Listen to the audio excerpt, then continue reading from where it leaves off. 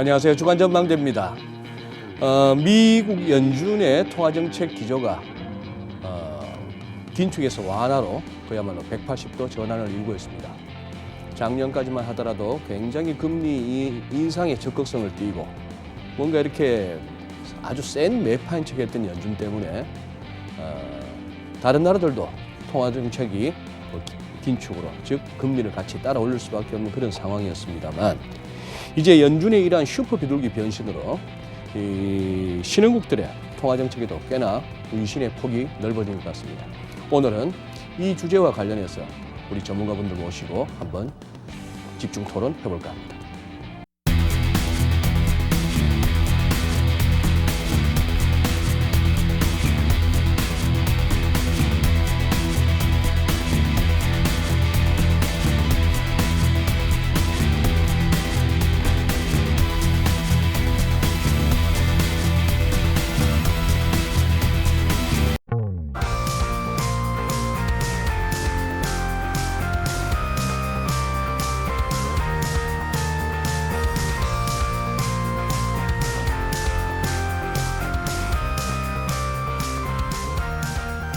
네, 오늘 주간 전망대 함께 해주실 분들 소개해드리겠습니다. KB증권의 김두원 수석연구원 나와주셨습니다. 안녕하세요. 네, 안녕하세요. IBK연금보험의 정권운용부장이시죠? 박정현 박사님. 네, 오랜만에 나오셨습니다. 네, 안녕하세요. 네, 안녕하세요. 우리 하나금융투자의 이미선 선임연구원님. 네. 오랜만에 나오셨습니다. 안녕하세요. 네, 안녕하세요. 시작하기 전에 이렇게 말씀드려야겠네요. 우리가 뭐 이렇게 시장 상황, 글로벌 경제, 국내외 뭐 경제 상황을 갖다가 이렇게 짚어나가는 그런 걸 하면서 또 본의 아니게 주가가 오를까요, 뭐 할까요, 어디다 돈을 태우면 돈이 될까요? 이걸 제가 또 자주 물었습니다. 네. 공교롭게도 오늘 세 분은 지금까지는 다 맞추신 분이에요. 특집인가요? 어떻게 세 분 모시다 보니까 지금까지 다 맞추신 분이에요. 우선 제가 말씀드릴게. 우리 김돈 연구원께서는 그때 점도표에다가 2019년에 금리 마치 2번 올리고, 처음에는 3번이었나요? 2번 올리고, 뭐 기자회견 때 양적 긴축, 오토파일럿 이런 얘기하면서 시장을 갖다가 막 까무러치게 했던 그때인데도 그 직후에 나왔던 우리 주간 전망대에서 12월 FOMC는 굉장히 완화적이라고 말씀하셨어요. 맞습니다. 그러고 나서 채 보름도 안 돼서 파월 의장이 파랗게 질린 모습으로 달달달 떨면서 인내심하고 돌아섰어요. 그러셨던 분이지. 그다음에 우리 이미순 연구원님은 제가 기억나는 게 아마 연말쯤이었던 것 같은데, 자, 해바뀌면 어디다 투자하실래요? 했을 때 네, 주식과 채권. 주식과 채권 중에 어디 하실래요? 했더니만 저는 채권 쪽 안전자산 하겠어요 했습니다. 자, 그러면은 여기서 이런 생각 들 거 아니에요? 그래도 연초에 해바뀌고 나서 네. 주식이 좋았는데 1월엔 틀렸어요. 1월에 틀렸지만 지금 2월, 3월 지금까지 분기로 보면은 주식도 오르고 채권도 오르는, 오히려 채권 랠리가 더 인상적인, 그죠? 뭐 그런 상황이었어요. 우리 뭐 박정현 박사께서야 뭐 대히트를 쳤고 다들 뭐 상저하고 그러는데, 제가 뭐 시장에 있어 보니까 이거 이런다고 해서 상반기 빠지는 주식 아니겠다, 이거 대차게 갈 것 같다 그러셨잖아요. 연초에 잠깐 갈 때가 그렇죠. 연초에 잠깐 가다가. 네. 네, 그렇습니다. 오늘도 세 분의 뭐 이렇게 기탄 없는 의견 개진, 인사이트 나눠주시길 바라고, 우리 임선 연구원님은 저희는 이렇게 봅니다라고 말씀하시는 거는 하우스뷰겠죠. 네. 우리 주간 전망대 오시면은 저희가 보는 것과 제가 보기에는 구분해서 말씀해 주세요. 네, 알겠습니다. 임선 연구원님의 인사이트가 더 궁금해요. 예, 알겠습니다. 네. 자, 첫 번째 질문을 이렇게 한번 드려보겠습니다. 지금 뭐 경기 둔화에 대한 우려가 상당하죠.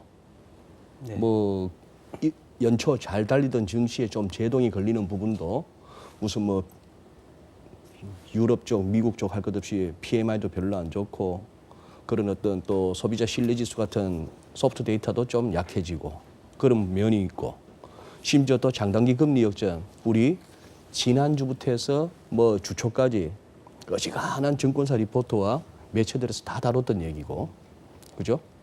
이 또 촉발하는 데는 또 이제는 뭐 한 열흘 됐습니다만 결국 FOMC가 작동했고 이 세 개를 묶어서 한번 말씀드릴게요. 지금 경기 상황 어떻게 보시는지 아니면 FOMC에 대한 평가는 어떻게 보시며 이제는 조금 지겨워지기도 한 이 장단기 금리 역전까지 해갖고 세 분 견해 우리 김돈 연구원님부터 한번 들어볼게요. 그 중에서 뭐 어느 쪽에 방점을 두셔도 좋습니다. 네, 일단은 경기는 제가 지속해서 말씀드리는 것 중에 하나가 글로벌 경기는 지난해 2분기에서 3분기가 정점이었다라고 저희는 말씀을 드리고 작년 있어요. 2, 3분기. 네네. 그렇기 때문에 정점 찍고 내려오는 글로벌 경기라는 것을 저희가 조금 인식할 필요가 있고요. 네. 특히 미국은 지난해 4분기가 정점이었다고 저희는 보고 있습니다. 그러면 2019년은 정점 찍고 내려오는 경제라는 거죠. 자, 그런데 최근에 여러 가지 가격 변수들이 경기 침체, 즉 리세션에 대한 우려가 있는 것도 사실입니다. 하지만 리세션은 아직 좀 멀리 간 듯한 느낌이 있다라고 말씀드리고 경기가 정점 찍고 내려오는 가운데 슬로우 다운하는 경제, 거기에 가격 변수들이 좀 과하게 반응을 하고 있다라고 경기는 그 정도로 제가 말씀을 좀 드리고요. 경기 침체라기보다는 약간의 둔화. 네, 저희는 조정 국면의 오케이. 둔화라고 보고 있습니다. 3월 FOMC는 더 이상 여기서 완화적이긴 힘들 것 같습니다. 올해로 놓고 본다면. 원래를 놓고 본다면. 많은 부분들이 시장에 임플리케이션이 있었다라고 보고 있고요. 네. 다만 저는 지금부터 3월 FOMC에서 주목하는 건 있습니다. 뭐냐면 내년 상반기쯤에는 어느 정도 결론이 날 것 같은데요. 네. 통화정책 프레임의 변화가 시작되고 있습니다. 통화정책 프레임의 변화. 그전에는 기준금리를 2% 타겟팅으로 하고 있었죠. 물가 그렇죠. 네, 상승. 물가 네. 2% 네. 타겟팅 자체에 대해서 내부적으로 논의가 많이 일어나고 있는데 네. 올해 시카고에서 있을 6월 컨퍼런스를 시작으로 해서 내년 상반기쯤에는 아마 이 2% 물가 타겟팅을 유지할지 아니면 자체 변화가 있을지 이 부분이 내년도 상당한 우리 금융시장에 영향을 줄 수 있는 변수이기 때문에 이제부터 FOMC는 그 점을 매우 중요하게 저희가 봐야 된다라고 말씀을 드리고요. 네. 끝으로 장단기 금리의 역전은 앞으로 간간히 있을 것 같습니다. 앞으로도. 네, 한 번만 있는 건 아니고 수시로 있을 것 같은데 그때마다 연준은 장단기 금리 차 폭이 확대되거나 아니면 생각보다 기간이 길어진다면 올해 연준의 컨셉은 딱 하나입니다. 유연성. 즉 충분히 인하도 할 수 있다라고 저희는 보고 있고 다시 한번 괜찮아진다면 원래 기조대로 다시 한번 인하했던 금리를 높일 수도 있고 즉 유연성을 가미하면서 장단기 금리 역전을 우리가 바라봐야 된다라고 보고 있습니다. 알겠습니다. 예. 조금 이따 또 한번 거기 파생된 질문을 드리기로 하고. 예, 우리 박 박사님 한번. 저는 장단기 금리 역전에 조금 더 포커스를 네, 두고 네. 말씀을 좀 드릴게요. 이제 경제 쪽 얘기하셨으니까. 일단은 뭐 다 아시는 것처럼 국고채 10년, 미국채 10년 금리가 3개월 금리를 역전하면서 과거에 보니까 경기 침체에 이보다 더 강한 시그널이 없었더라. 이러면서 지금 금융시장 자체가 엄청나게 긴장을 하고 있잖아요. 그게 과거 리포트에 많이 나오는 10년물하고 2년물이 아닌 10년물과 3개월물이잖아요. 이번에는. 그러니까 원래는 2년, 10년 스프레드를 많이 그러니까. 보는데 실질적으로 따져놓고 보면은 이제 10년 금리가 3개월 금리까지 역전했었을 때가 더 강한 침체 시그널이더라. 과거에. 과거에. 근데 이게 되게 재밌는 게 요번에는 2년짜리하고 10년짜리 금리는 아직 정상 커브예요. 그러니까 지금 미국채 금리를 보면 어떻게 되냐면 3개월짜리 금리가 높고요. 그 밑으로 2년짜리 금리, 10년짜리 금리가 있고 이제 그 위쪽에 30년 금리가 있습니다. 그래서 커브가 예전에는 국고채 10년 금리가 국고채 2년을 역전한 다음에 그 다음에 3개월을 역전했는데 지금은 국고채 10년 금리가 2년 금리를 역전하기 전에 3개월을 먼저 역전했고 2년 금리는 또 같이 빠져버린 거예요. 그래서 과거하고는 조금 차이가 있죠. 네. 그거에 대해서 저는 어떻게 해석하냐면 결국은 지금 이제 미국 채권 시장이 암시하는 바는 저는 기본적으로 이 장단기 금리 차의 경기 선행성에 대해서 매우 신뢰하는 사람인데 2년, 10년 커브가 정상화된 상태에서 3개월을 먼저 역전했다는 얘기는 향후에 경기 침체가 강하게 올 거다라는 신호로 보기는 아직은 이르고요. 그냥 금리 인하가 조만간에 빨리 올 것 같다라는 거에 반응이에요. 제가 봤을 때는. 시장의 베팅이다. 그렇죠. 왜냐하면 2년짜리 금리까지도 3개월을 밑돌고 있기 때문에 경제가 만약에 정말로 심각한 상황이라고 한다면은 10년하고 2년하고 뒤집어지면서 10년이 2년 역전하고 3개월 역전하고 이렇게 순차적으로 가야 되는데 지금은 2년, 10년 구간이 밑으로 훅 빠져버렸거든요. 네. 2년짜리 금리도 10년 금리 빠진 만큼의 상당히 많이 하락을 했습니다. 그러니까 그 얘기는 단순히 이제 경기에 대해서는 조금 분명히 정점은 지났고 하지만 얘가 침체로까지 갈지는 아직은 모르겠고 하지만 연준의 스탠스로 보건대 조만간에 금리 인하가 있을 것 같다라는 거를 지금 반영하고 있다고 생각을 하고 있고요. 과거하고 요번 사이클이 좀 다른 게 옛날에는 대부분 연준의 긴축이 흔히 말하는 오버킬로 갔거든요. 경기 여건 대비 금리가 과하게 인상이 된 다음에 멈춰서 결국 경기를 망가뜨렸는데 이번 사이클에서는 금리 인상이 가다가 어설픈 수준에서 멈췄어요. 네. 저는 일종의 학습 효과라고 생각을 하거든요. 과거에 여러 차례 오버킬로 인해서 경기를 죽였던 연준이 이번에는 그렇게 과하게 금리를 올리지 말아야 되겠다. 지금 정도 수준이면 그냥 차라리 멈춰야겠다라고 일찍 지금 그 브레이크를 밟은 거고 그거에 대해서 채권 시장은 연준이 오버킬로는 안 갔기 때문에 경기 침체까지 갈지는 모르겠어. 그러니까 아직은 커브가 2년 구간에서는 정상인 거고 하지만 연준의 스탠스로 보건대 조만간 금리는 인하될 수 있을 것 같아. 그러면 이제 우리는 3개월 금리보다 다 빠져버리자. 뭐 이런 거죠. 그래서 지금 경기는 제가 봤을 때는 연준의 정책에 달려있다고 봅니다. 경기는? 그렇습니다. 만약에 연준이 여기서 아까 우리 김돈 연구원 얘기한 것처럼 유연하게 오히려 금리를 인하하는 쪽도 검토해 볼 수 있다고 한다면 의외로 경기 침체의 시기나 폭이 늦춰지거나 얕아질 수 있어요. 저는 오히려 경기 침체가 세게 오는 시기는 연준이 나 모르겠고 그냥 마이웨이 우리는 정상화 더 할 거야. 점도표대로 금리 인상을 올해 2번 더 했다면 이건 확실하게 침체로 갔을 겁니다. 근데 예상했던 2번의 인상을 안 하기로 했기 때문에 제가 봤을 때는 이게 침체로 갈지 아닐지에 대해서는 아직은 판단을 유보해야 된다. 다만 채권 시장은 금리 인하에 대해서는 확실하게 가능성이 높아졌다. 이게 바로 수익률 곡선의 예전과 다른 부분이라고 생각을 해요. 네. 우리 이미순 연구원님. 네. 저도 요새 이제 미국 장단기 금리차의 모습들이 되게 흥미로운 점들이 많은데 지금 말씀하신 것처럼 기준금리 인하에 대한 기대는 되게 높은데 2년간 10년간은 계속 플러스거든요.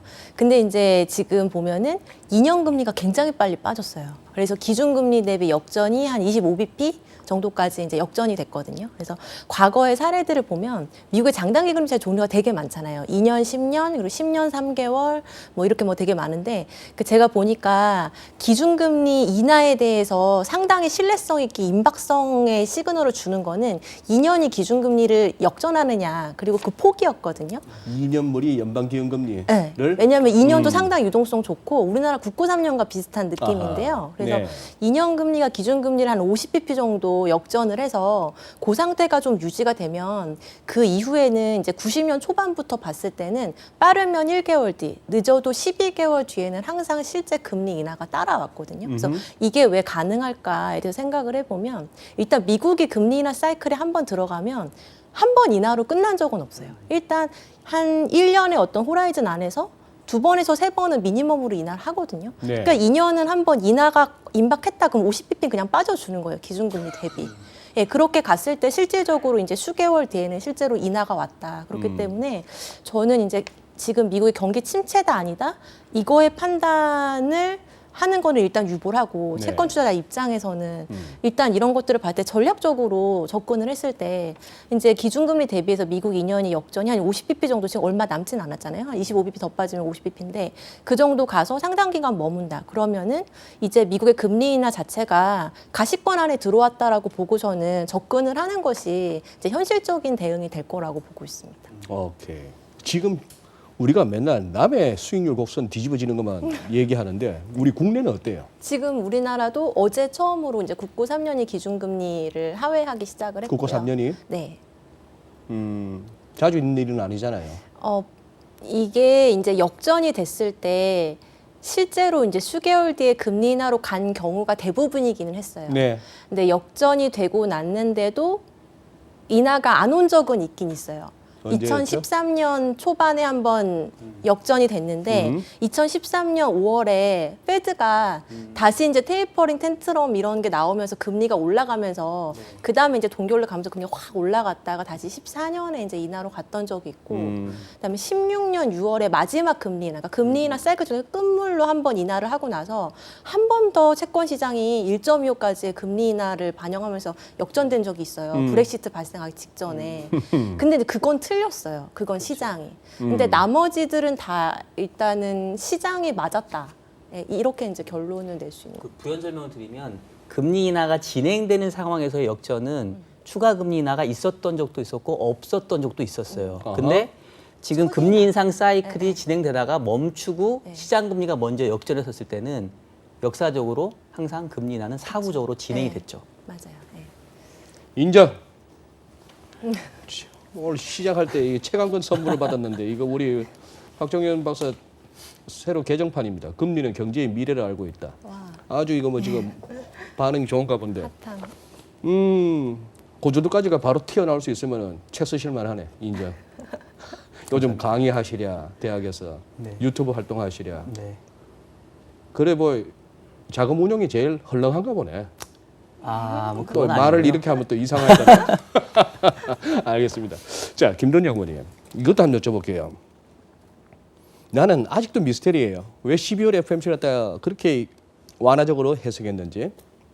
그리고 그 12월 FMC가 오기 전까지 뭐 따지고 보면 작년 7월부터 시작합니다.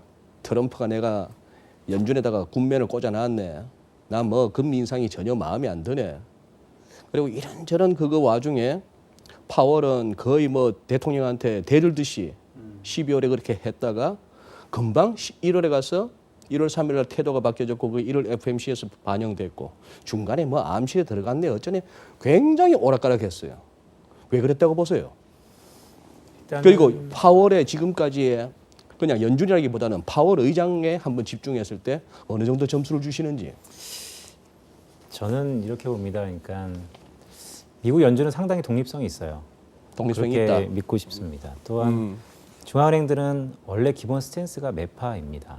원래 그렇죠. 원래 네, 그렇습니다. 네. 역사적으로 보면 시장은 뭐 도비시한 것을 원하지만 중앙은행 스탠스 자체는 매파입니다. 인플레이션은 한번 높아지면 잡는데 상당한 사회적 비용이 들어가기 때문에 그렇죠. 기본적으로 매파이다라고 기본 전제는 저는 깔고 있고요.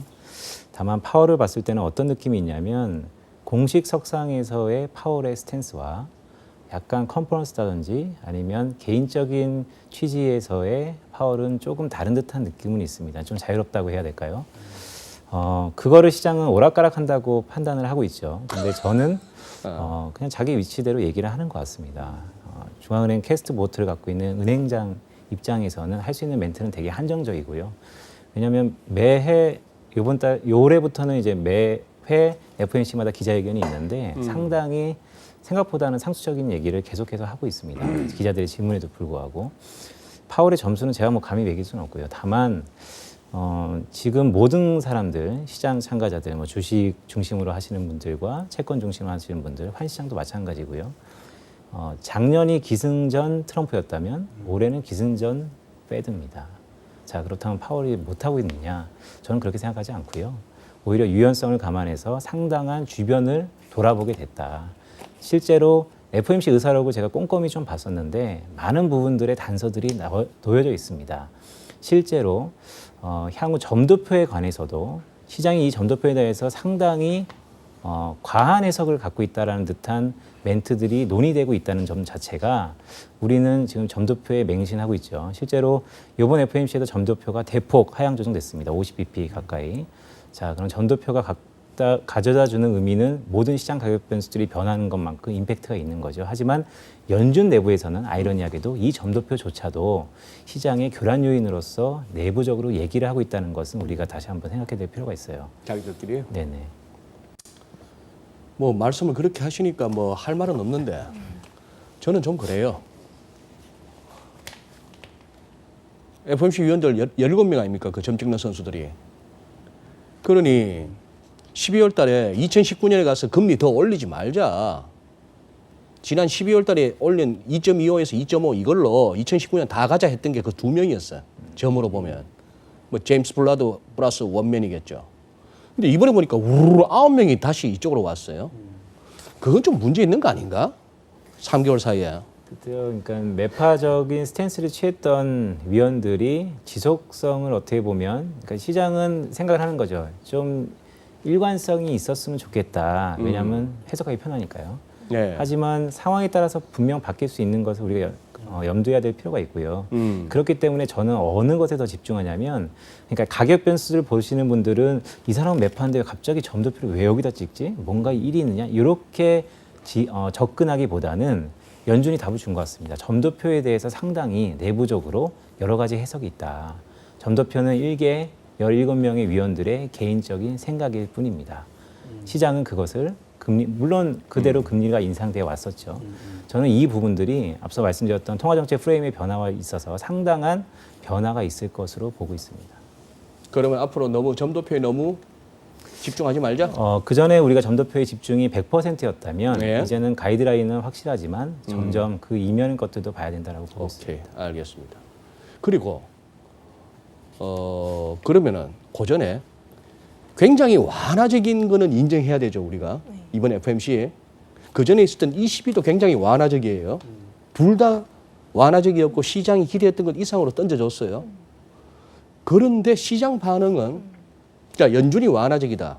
그럼 1차 생각으로 주식 확 올라가지고 달러는 좀 낮아지고 달러는 좀 떨어지고 뭐 이런 흐름이 돼줘야 되는데 금리만 떨어져 수익률만. 조금 이렇게 외환 시장이나 증시가 그 통화 정책이 확 이른바 도비시하게 가준 거기에 비해서 못 간 거는 왜 그렇다고 보세요?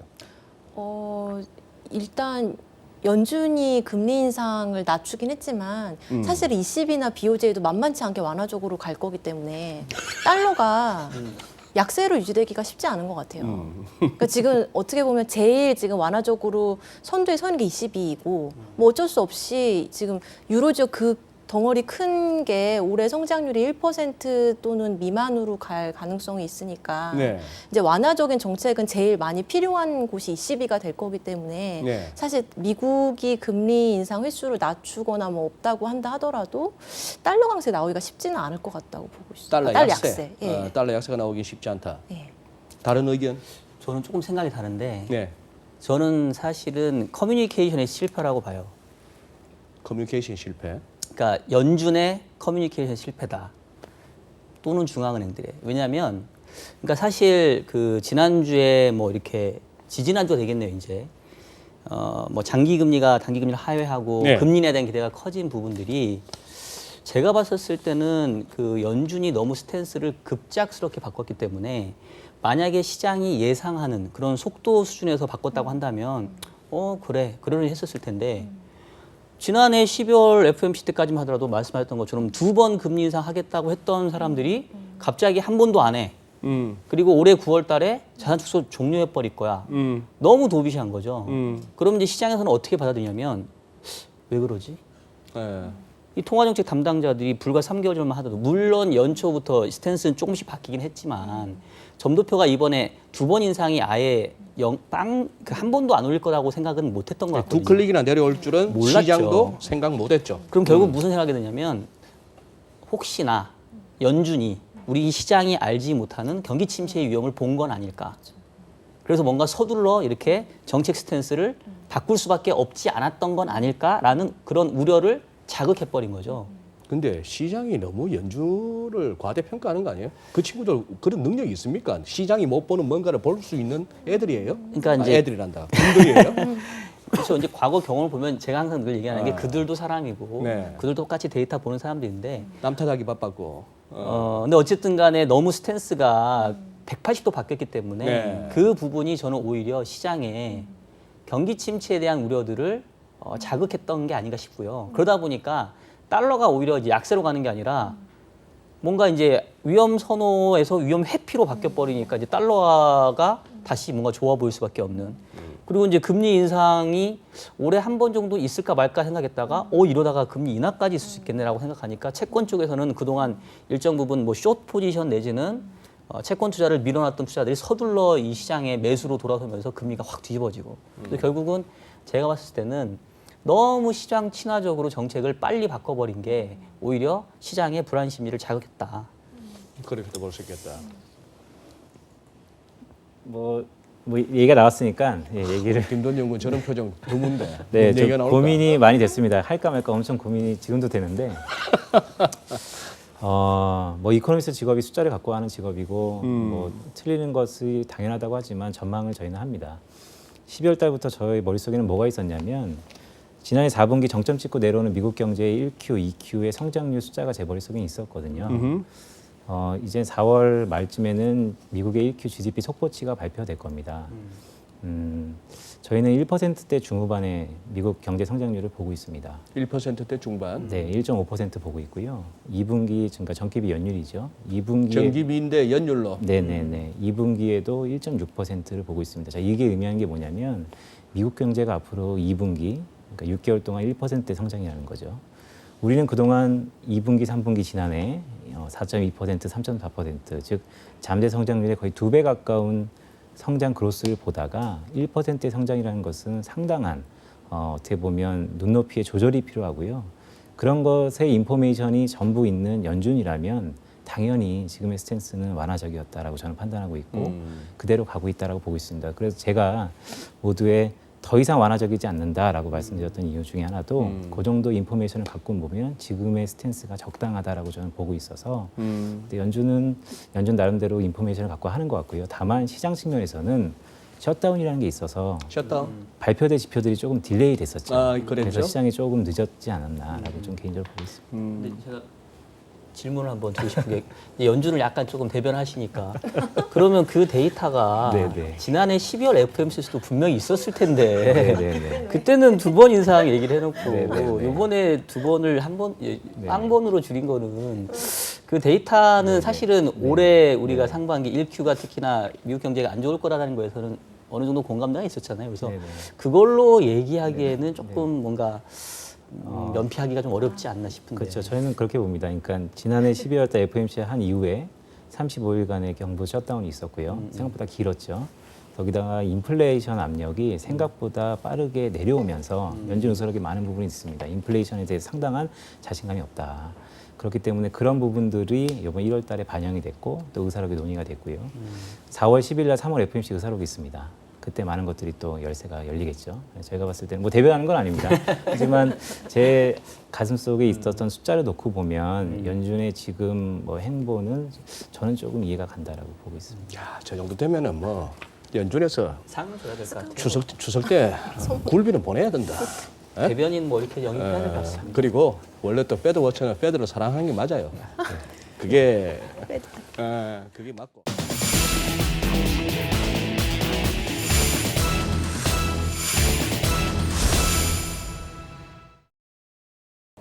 자, 지금 오늘 이렇게 주제는 그거예요.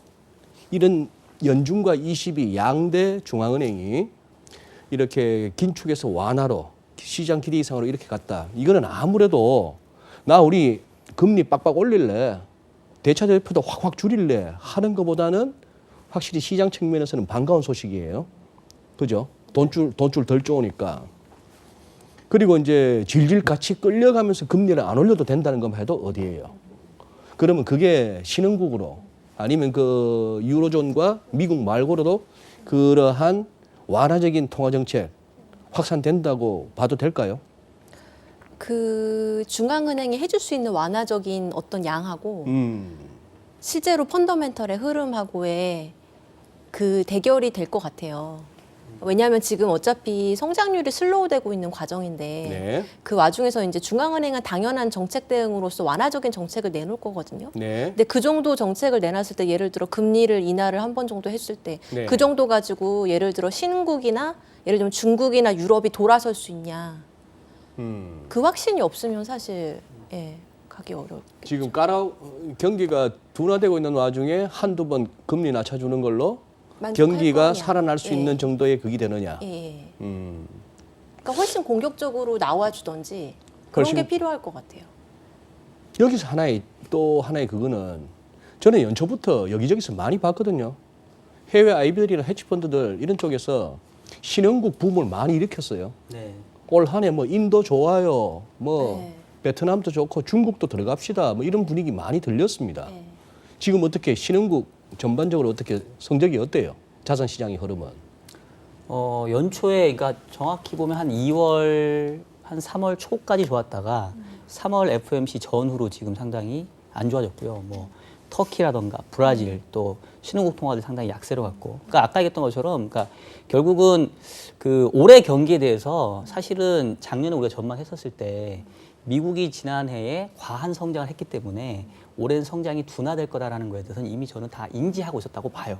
네. 그 단순히 성장률이 떨어지는 거에 대해서 이렇게 놀랐다고 생각하지는 않고 그리고 금리 인상도 올해 하겠지만 작년보다는 속도가 줄어들 거니까 그래서 대부분 달러화가 강세가 아닌 미국의 추가적인 금리 인상에도 불구하고 약세로 예상을 했던 거죠. 네. 근데 앞서 얘기했던 것처럼 너무 정책 기조를 180도 바꿔버리니까 이게 경제가 그냥 그 흔히 말하는 시클리컬한 상황에서 완만한 둔화 정도면 신흥국에 상당히 어떤 우호적인 환경이 달러와 약세로 펼쳐졌을 것 같은데 이게 완만한 둔화가 아니라 현재 가격 변수가 들어가는 거는 이거 경기 침체로 가는 거 아니야? 이런 지금 우려를 하고 있는 거거든요. 네. 그리고 아까 했던 것처럼 그러한 우려를 또 촉발시킨 게 연준의 급격한 스탠스 변화였으니까. 그래서 저는 아까 제가 초반에 향후의 경기 침체에 대해서는 판단을 지금은 유보하겠다라고 얘기한 이유는 뭐냐면 결국은 아까 얘기했던 것처럼 금리 인상을 여기서 과하게 할 거냐 아니면 여기서 멈추고 시장 친화적으로 갈 거냐에 따라서 향후 경기 흐름 또 신흥국에 대한 자금 흐름도 영향을 받을 거라고 생각을 하고요.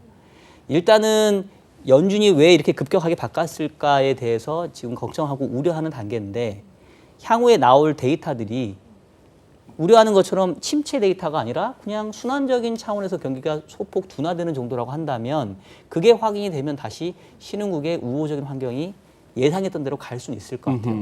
근데 이제 그거에 대한 확인을 일단은 시장 참가자들은 하고 싶은 거죠, 지금은. 그러니 요약하자면 그거네요. 연준도 22도 비둘기로 돌았다.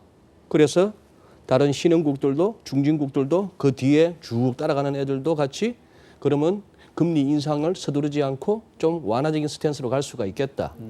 근데 그것이 시장 갖다가 떠밀고 자산 주가가 오르고 하기에는 그들이 그렇게 할 수밖에 없을 만큼 지금 경기가 급격히 둔화되고 있다.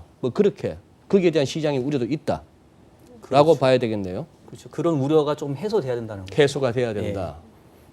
지금 최근에 따끈따끈한 그걸로 터키하고 이런 쪽이 좀 약간 난리 난 것 같던데. 예? FX 쪽 좀 많이.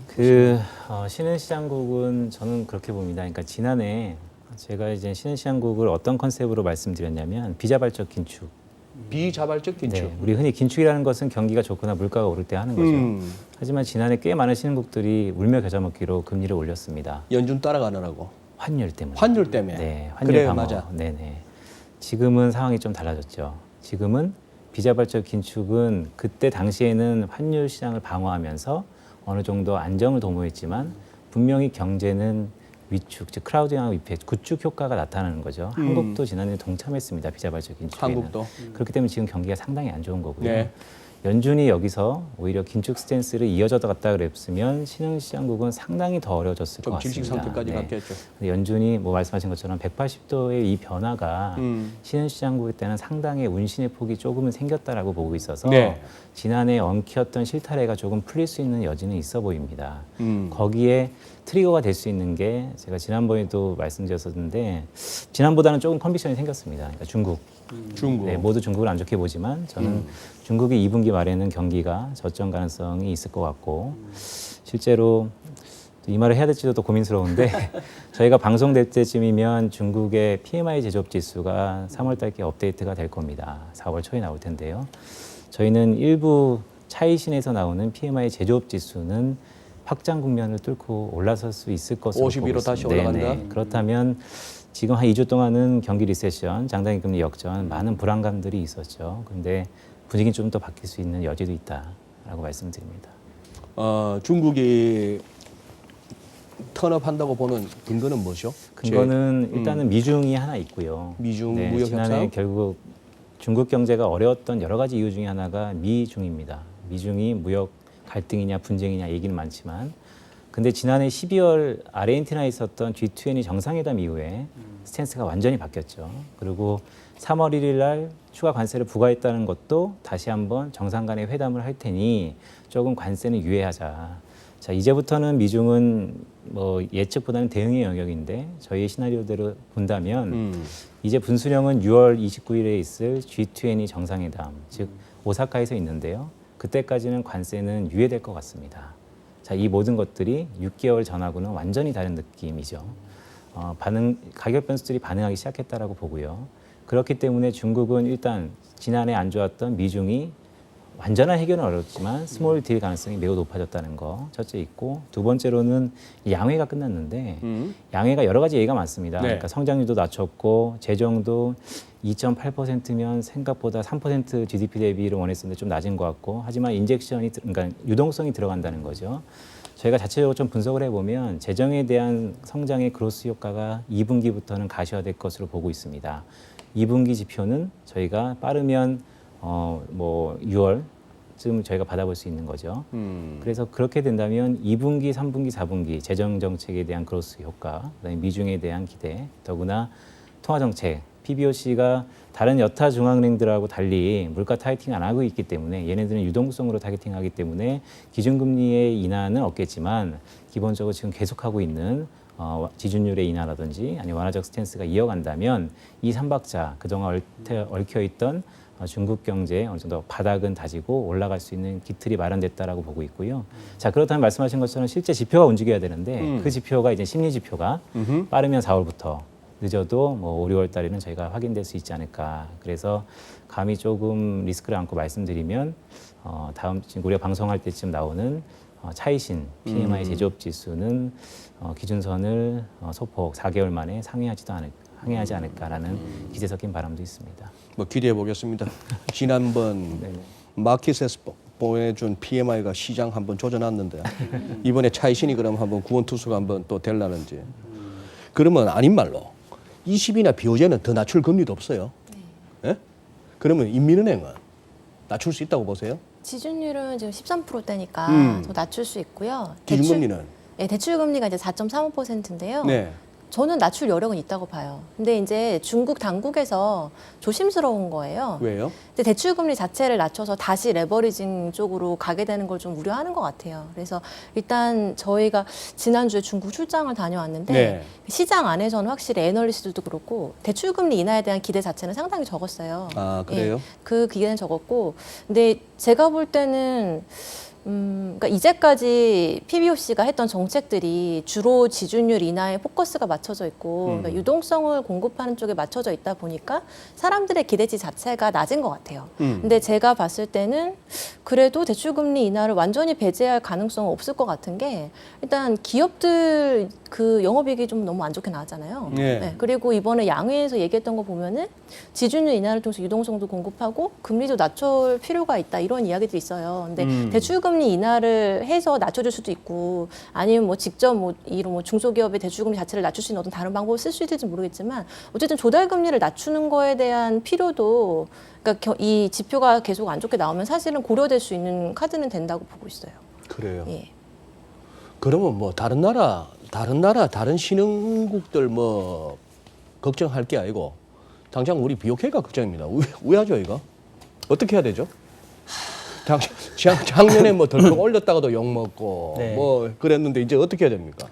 일단 이제 우려했던 대로 또 네. 이제 총재님께서 켰던 금리 인상 깜빡이는 고장 난 걸로 판명이 됐고, 또 부랴부랴 또 이렇게 크셨잖아요 최근에. 네.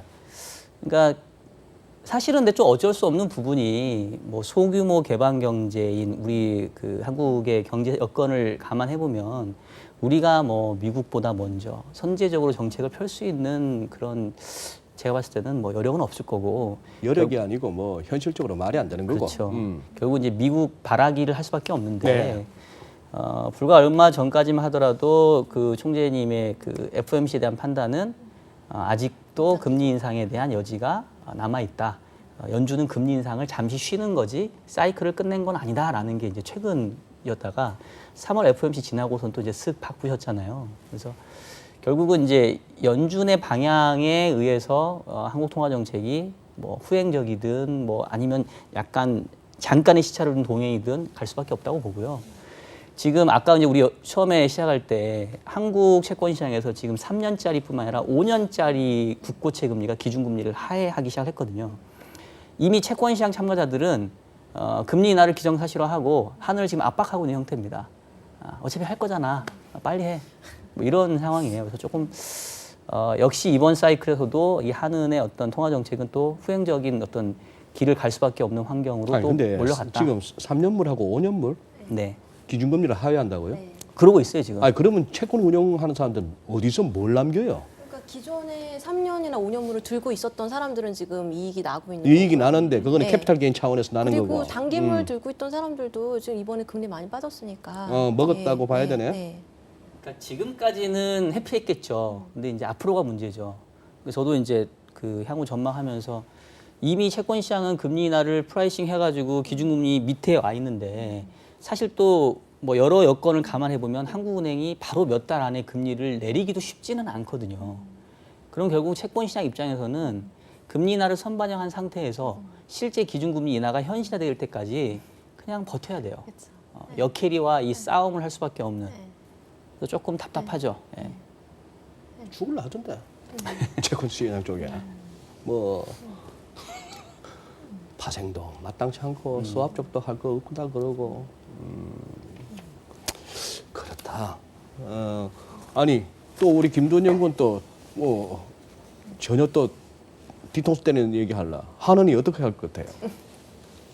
한국은행의 뷰는 저희 그 여기 자주 출연하시는 저희 그 김상우 팀장님의 뷰를 제가 좀 빌리자면 네. 네, 뭐 없는 분 얘기해서 그렇지만 지금 브라질에 계세요. 출장 가셨습니다. 아, 그래요? 네, 다음에 오면 또 재밌는 얘기 하실 텐데 저희는 올해 동결입니다. 원래 동결이다. 인하도 없다. 네, 일단 동결입니다. 네. 또 올리지. 내년은요? 아, 내년은 네, 아마 오셔서 말씀하실 건데요. 네, 브라질에서 많은 생각이 있으실 거라고 봅니다. 오늘 말씀하신 거죠. 네, 네. 아니 우리 김돈영 의원이 너무 몸을 사리는 것 같아요. 좀 캐면 나올 것 같은데. 그냥 독립 리서치를 만드세요. 이거저거 눈치 안 보고. 네, 저 오래 다니고 싶습니다. 그나마 주간 전망대 오셔서는 좀 마음껏 말씀하시는 편 아닌가? 딴 네, 데보다 뭐 소신껏 얘기하고 있습니다. 소식껏 얘기하고. 예, 감사하고요. 그러면은 여기서 그거 한번 좀 짚고 가야 되겠습니다. 달러가 쉽게 안 약해지는 거 아까 우리 이미순 연구원께서 잘 말씀해 주셨어요. 연준이 확 물러섰는데 다른 애들 가만히 있고 연준만 물러서면 모르겠는데 다른 애들도 같이 후 물러서니까 달러가 약해질 겨를이 없는 거는 되는데 그런 와중에 좀처럼 뭐 우리 서울로 눈길을 돌리면은 아직까지는 무슨 유의미한 움직임은 아니에요. 그래도 우리 늘 보던 레벨이라고. 지가 1140을 딱 살짝 올라선들 한두 번은 그랬으니까. 근데 조금 이제 왜냐하면 이게 아무리 안정적인 환율이지만 우리 서울에서는 약간 이 위클리나 먼슬리 월간 차트 같은 데서 이렇게 묵직한 선을 갖다가 약간 이렇게 올라서고 있어가지고 우리 세 분들 중에 이렇게 환율 뷰가 어떠신가? 우리 김돈영 군께서 먼저 한번 여쭤볼게요. 환율 뭐 글로벌 달러를 제가 말하는 건 아니에요. 우리 서울에서. 그러니까 달러원을 말씀 좀 드리면 네. 최근에 저는 달러원이 생각보다 무거웠다라고 판단합니다. 무거웠다. 네. 생각보다 무거웠다. 더 왜냐하면- 제대로 좀 쉽게 말씀하시면 생각보다 잘 못 올랐다? 그렇죠. 네, 왜냐하면 경기 리세션 얘기까지 나온 상태에서 우리의 가장 익스포저가 큰 중국이 저렇게 어려움에도 불구하고 생각보다 달러 환율이 1,160원, 70원이 안 가고 이 정도 선에서 막혔다는 것은 저는 이렇게 해석하고 있습니다. 외국인 들어온 자금들이 또 쉽게 나가는 것 같지는 않아요. 그러면 결국에는 한국 펀더멘탈에 대한 자신이 있어서 안 나가는 거냐? 저는 또 계속 그 말씀드렸던 앞에 연장선상이지만 저는 하반기 중국 경기의 반등. 결국 그 부분이 중국 경기가 반등한다면 가장 글로벌리 컨트리 픽으로 봤을 때 수혜를 보는 것은 한국과 대만 쭉 나래비가 베타가 서 있다. 그럼 굳이 지금 들어왔던 자금들이 이탈하면서 나갈 것 같이 유인이 크지는 않습니다. 그런 측면에서 본다면 환율은 조금 무거울 것 같고요. 다만 그렇다 보면 이제 내부적인 요인이 아니고 외부적인 요인인 달러 인덱스의 연동이 좀 되겠죠. 달러 인덱스는 연준이 저렇게 바뀌었기 때문에 어떻게 보면 약세 압력이 높다라고 보지만 말씀하셨던 것처럼 달러를 구성하는 여러 지표들을 보면 또 그렇지도 않습니다. 그래서 저는 연초에 이런 말씀 드렸죠. 올해 저한테 달러는 약하냐 강하냐로 물으시면 일단은 약달러를 말씀드리면서 밴드는 되게 타이트할 것 같다. 그 레인지로 가지 않는가 이렇게 보고 있습니다. 오케이. 뭐 다른 특별한 반론 없으시죠? 혹시 환율에 대해서 미선 연구원? 네, 저는 근데 전문가는 아니어서. 네. 근데 저도 약간은 약세 압력 쪽으로 좀 더 가지 않을까 싶어요. 달러 약세 원화가. 쪽으로? 예, 왜냐면은 원화 약세? 원화 약세요. 예, 원화 약세. 환율 좀 더 오르는? 예. 왜냐하면은 이제 중국 위안화가 추가로 강세로 가기보다는 이제 앞으로 통화 정책이 완화적으로 가니까 위안화가 좀 약세 압력이 있을 수 있을 것 같아요. 특히나 대출금리 인하까지 많이 간다고 하면 그러면 이제 원화가 그 방향을 좀 따라가는 게 있을 것 같고요. 위안 쫓아간다. 네, 위안화 약세 그다음에 쪽을. 조금 구조적으로도 중국이랑 우리나라 경상수지 흑자가 좀 줄어드는 구조잖아요. 그런 부분들이랑 그다음에 내년부터 또 우리나라 재정수지 적자가 좀 적자로 돌아서는 것도 사실 조금 걸리는 부분이에요. 그래서 원화가 내년부터? 예. 그래서 원화가 이제까지는 사실은 우리가 경상수지 흑자라든가 이런 것들이 워낙 강세 되게 구조적인 이런 원인이었는데 그런 부분도 지금 조금 바뀌는 부분이 있어서 저는 그런 부분들 때문에 조금 네, 좀 아니 걸리는 그러면 게 있습니다. 내년부터 재정수지 적자라면 이제 세금으로 막 떼오는 정책은 어려워지는 힘들어지네. 거죠. 예. 안 되면 세금으로 네. 다 조졌는데. 그러니까 이게 금융위기 이후에 사실 우리나라가 재정수지가 적자였던 적이 2015년 빼고는 없어요. 그러니까 항상 구조적으로 흑자인 나라였거든요. 그랬죠. 근데 내년부터는 구조적인 적자인데, 그러니까 우리가 가보지 않은 길이에요. 예, 적자라는 쪽에. 그러니까 지금 사실 하반기부터는 정부의 재정 여력이 상당히 떨어질 수밖에 없다고 봐요. 그러니까 예전처럼 초과 세수가 막 들어오고 뭐 이런 상황이 아니고 이번에도 뭐 이제 그만큼 지출을 쓰려면 이제 국채를 발행해야 되는 부담이 생기기 때문에 뭐 저 이런 추경도 한 부분들이 서너 좀 번씩 하겠네. 1년에. 알겠습니다.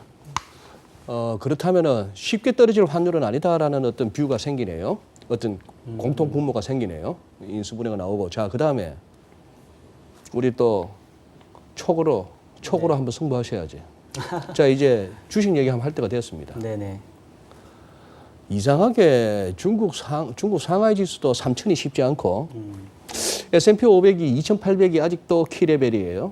확실하게 올라섰나 싶은데 그렇지도 않고 우리 코스피는 뭐 말할 것도 없고 뭐 코스피보다도 저는 개인적으로 뭐 자주 이런 얘기 합니다만 세미나나 강의 때도 저는 뭐 삼성전자 44,400원 외우기 쉽게 그걸로 약세장 강세장 이거 맨날 요 근방에서 와리가리 하고 있고 연초에 좋을 겁니다. 자, 이제 연초장은 끝났어요. 네네. 그리고 이제 한 번에 변곡이 왔어요. 네. 여기서 먹으신 분 나오십시오. 1번. 아직 추가 매수하려고 이렇게 남겨놨던 현금 여유분 지금 저가 매수하세요. 다 빠져나오세요. 한 몇 달 동안 쳐다보지도 마세요. 어느 쪽으로 말씀 주실랍니까? 저는 결론부터 얘기하면 2번. 2번. 더 태워라. 아니요. 조금 태울 기회를 기다리고 아직은 완전히 주식에서 빠질 때는 아니다. 라는 게 그거고요. 좀 부연 설명을 드리고 싶은 게 네. 제가 이제 마지막 출연이었을 거예요. 아마 그때 이제 뭐 언제 주가가 펀더멘탈 쫓아가는 거 봤습니까? 뭐 얘기도 했었고 예. 또 산책하는 주인과 계속 예, 얘기하면서 제가 작년 연말부터 올해 연초에 주가 강세를 이제 주장했었던 이유가 경기가 둔화되는 건 맞는데 이게 이제 침체로까지 갈 거는 아직 아닌 것 같은데 이미 작년 연말에 보여줬던 주가의 흐름은 경기 침체를 기정사실화하고 내리꽂았기 때문에 아마 어느 순간 생각해 보면 마치 이 산책하는 주인과 개에서 개가 너무 빨리 주인 곁을 떠난 것처럼 가만히 보니까 펀더멘탈이 그렇게 심하게 망가지지 않기 때문에 급하게 빠졌던 주가가 마치 개가 주인 곁으로 가듯이 조금 올라오는 모습이 있을 거다. 일단 그거에는 한번 배팅하고 싶다라는 게 제가 지난번에 했던 얘기였거든요. 네. 그래서 실질적으로 1, 4분기 주가가 좋았고 네. 그럼 최근은 왜 부진한가요? 이제 펀더멘탈하고 주가가 거의 비슷해진 거예요. 지금은 이제 봐야 하루 현재 수준은 중립적인 레벨이고 네. 이제 하반기 경제가 어떻게 되느냐에 따라서 여기서 주가가 다시 조금 쉬다가 갈 수도 있고 다시 둔화될 수도 있는데 제가 결국 이제 오늘 제가 우리 시청자분들에게 얘기하고 싶은 건 뭐냐면 저는 뭐 경제를 되게 복잡하게 보지 않고요. 저는 통화정책 만능주의를 생각을 해요. 통화주의 만능, 예. 통화정책 만능주의. 그러니까 결국은 경제의 붐 앤 버스트는 과한 통화 긴축과 과한 통화 완화가 만든다고 생각을 하는데 지난해에는 과하게 통화 긴축이 갈 뻔했죠. 그래서 시장도 상당히 두려워했던 거고. 근데 올해 뚜껑을 열어보니까 과한 긴축으로 갈 뻔하다가 안 갔단 말이에요.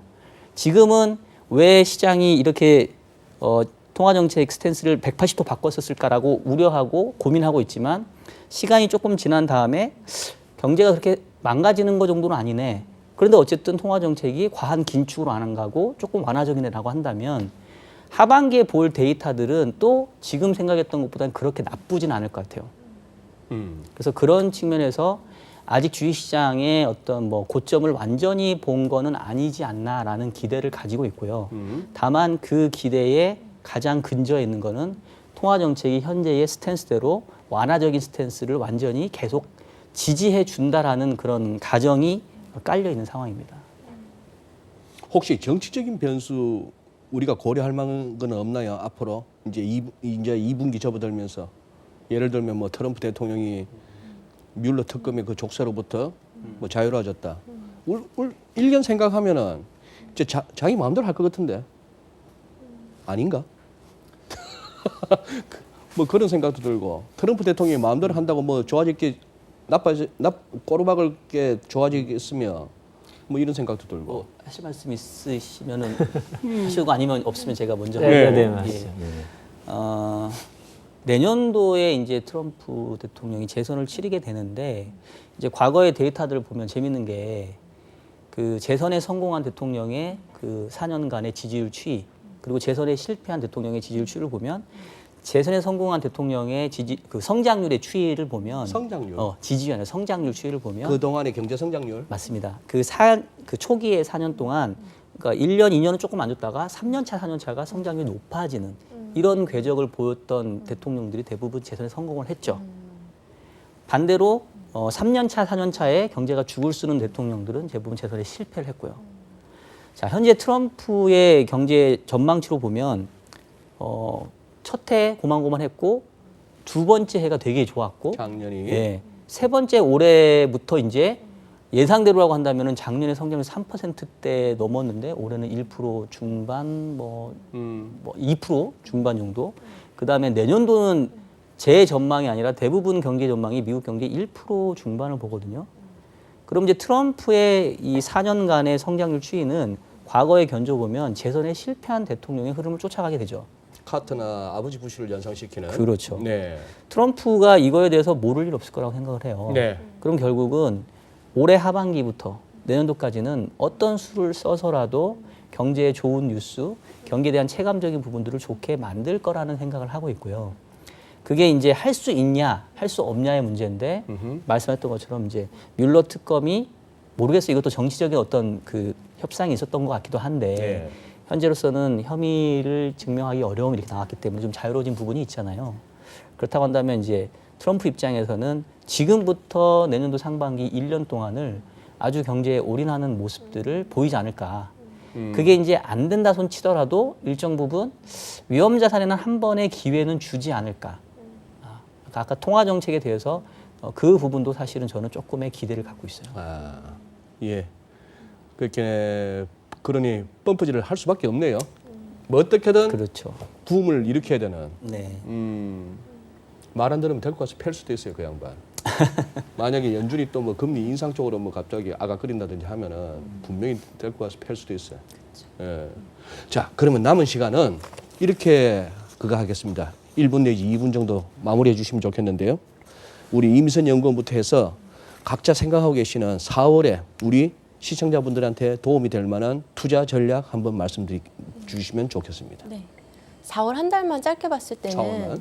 일단 미국 금리 인하 기대는 이어질 거라고 봐요. 금리 인하 예, 기대가. 한두 달 정도 더 갈 수 있고. 그러니까 그게 끝나는 시점을 결국 저는 인하가 단행돼야 그게 끝날 거라고 보고 그때 가야 실질적으로 미국 금리의 어떤 저점이란 부분에 대한 시장의 찾기가 시작될 거라고 봐요. 그래서 아직 인하가 단행이 안 됐기 때문에 지금 시점에서는 사실 가장 격렬하게 채권 금리가 하락할 수 있는 시점이고 지금이. 미국 10년도 1차적으로 한 번 인하에 대한 걸 반영을 하면 2.25, 두 번 인하를 반영하면 2% 초반이거든요. 그러니까 그 정도까지 트라이가 나올 수 있다고 저는 보고 있어요. 아직 30-40bp 더 남았네요. 네. 내릴 수 있는 여지가. 남아 있다고 보고 있고, 그래서 단기적으로 국내든 미국이든 채권에 대해서는 강세 전망을 갖고 있고요. 그다음에 그거에 대한 전망을 바꾸는 시점은 실제 이제 첫 번째 인하가 딱 단행이 됐을 때 그때부터 시작될 어떤 저점 찾기가 나오게 될 거거든요. 그러니까 그때부터는 어쨌든 커브드 스티브로 빠르게 잡으면서 이제 그때부터는 조금씩 이제 왜냐하면 완화적으로 통화 정책이 바뀌었기 때문에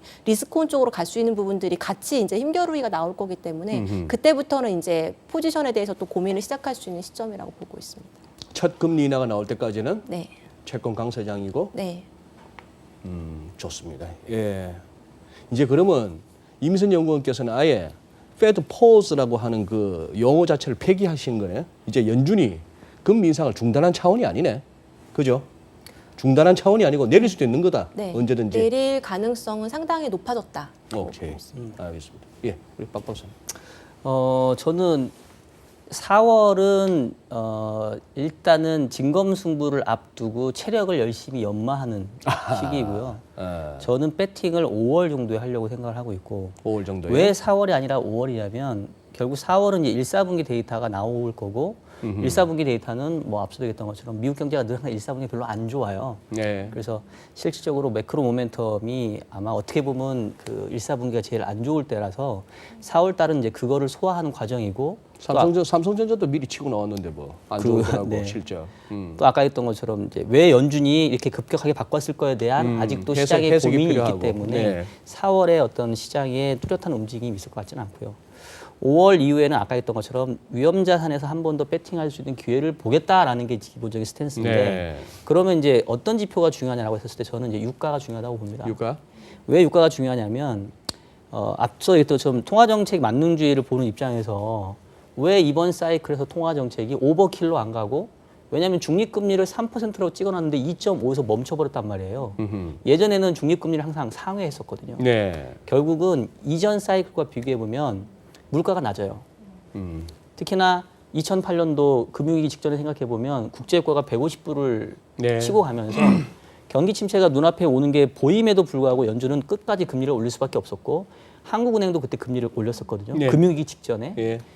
결국은 경기 사이클의 후반부에서는 물가가 후행적으로 올라오기 때문에 중앙은행 어쩔 수 없이 대응해야 되는 그게 결국 이제 오버킬을 만드는 어떤 핵심이라고 생각하는데 요번에는 물가가 낮은 이유가 유가가 여전히 낮은 수준에 머물러 있고 최근에 유가가 저점 대비 반등해서 60불이지만 지난해 이른바 기저유가를 생각해 보면 지난해 하반기에 뭐 11월, 10월에 보면 유가가 75불까지 갔거든요. 맞아요. 지금 60불의 유가가 만약에 지금 수준에서 연말까지 크게 변화가 없다고 한다면 하반기로 가면 갈수록 물가는 떨어지는 쪽에 압력이 계속 생깁니다. 역기제 효과? 그렇죠. 그러면 중앙은행 입장에서는 완화 스탠스를 취할 수 있는 운신의 폭이 더 커지는 거죠.